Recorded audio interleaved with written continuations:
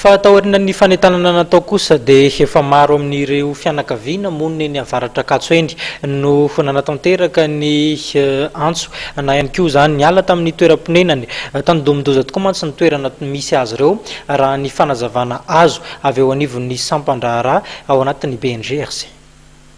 Fianakaviana 300 no tany Domodosy eny avaratra Ankatso ary nentanina hiala amin'ny trano fonenany nanomboka ny alatsinainy lasa teo.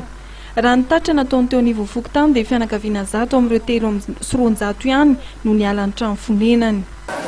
Misy ny niala dia misy lasa amin'ny fianakaviana dia misy lasa dia misy tsy mety miala satria mahatsiaro izy zany tsy voanio zahay. Raha ny 203 zany zara raha misy 100 zany mifindra fa tsy ampy sampy. Raha ny toa inona ny tena antony lehibe hoe tsy ifindrahan'ilay olona?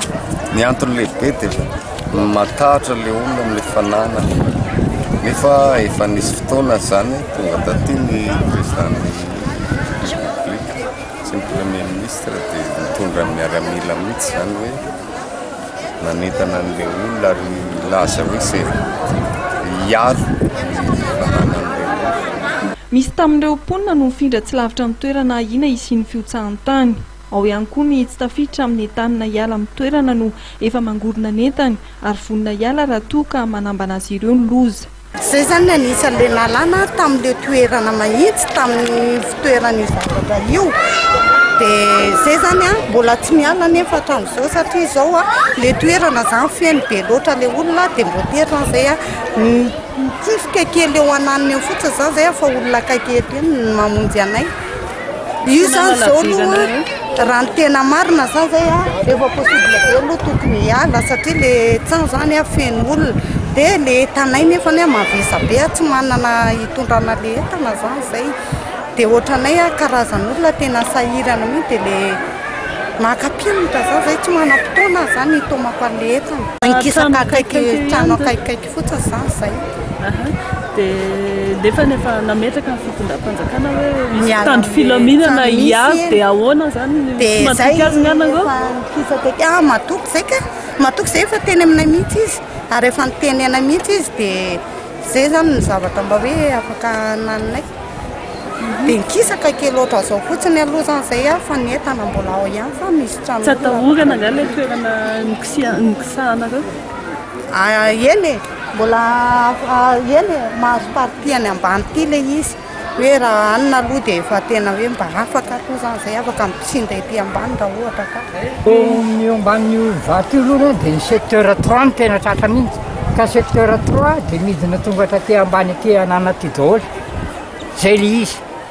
Zay vao miditra hoe fizarana tokony ireo olon'ireo no raisina voalohany vao mandeha nihitaka aty amin'ny sisiny gauche droite. Secteur 3 no tokony prioritaire amin'ny zavatra io. Nareo zany zao anisany hoe tsy maintsy ilay miala an'ilay toerana. Zay mbola aty ambany fa ao anatin'ny secteur 3 zay zany hoe raha misy ny drapeau jaune miala daholo zay. Nareo ve zany tsy ao anatin'ilay lesona?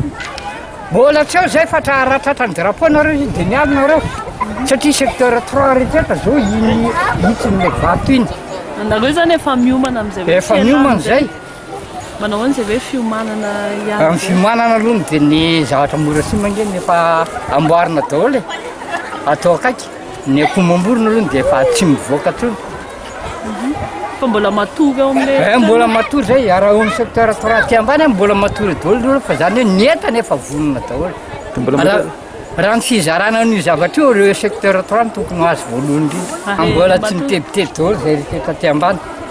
Fa raha vao mitsangana ny drapeau jaune dia efa hoe lasa en avant zany fa tsisy efa. Mahita tory zay satria raha ao anatin'ny tebiteby drapeau jaune zay no hoanina tsy voavonjana intsony zay azo rotina rehetra. Tsy azo nidirana ny faritra ny elan'ny mponina tany Domodosy ary mitandro filaminana no miantoka amin'ny fiambenana ny tanàna eny avaratra Ankatso. Tamin'ity androany ity dia nidina teny toerana ihany koa ny teknisianina nijery ary nanao fanadihadiana siantifika momba ny bolongam-bato ahina hitera-doza eny Antsibolambatomaro.